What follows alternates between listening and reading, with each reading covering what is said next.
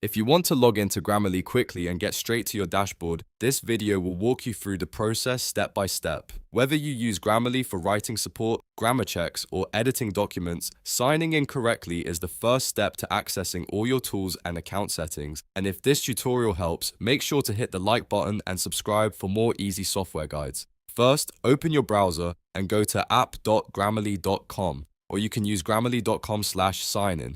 Both links will take you to the Grammarly login page. Once the page loads, you'll see the sign-in box where you can enter your account details. Now, type in the email address associated with your Grammarly account. After entering your email, click Continue.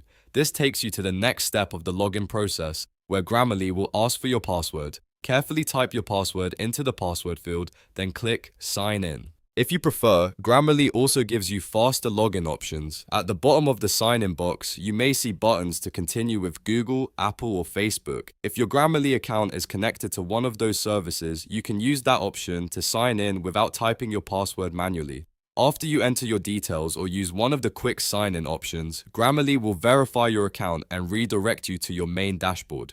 This is your Grammarly homepage, where you can manage your files, review writing suggestions, access browser extensions, and adjust your account settings. If you don't get redirected right away, double check that your email and password are correct, or try one of the alternative sign-in methods. Also make sure you're using the right account if you have more than one email address. And that's it. You're now signed into Grammarly and ready to start writing with confidence. If this video helped you, please give it a like, subscribe for more tutorials, and turn on notifications so you never miss the next easy guide.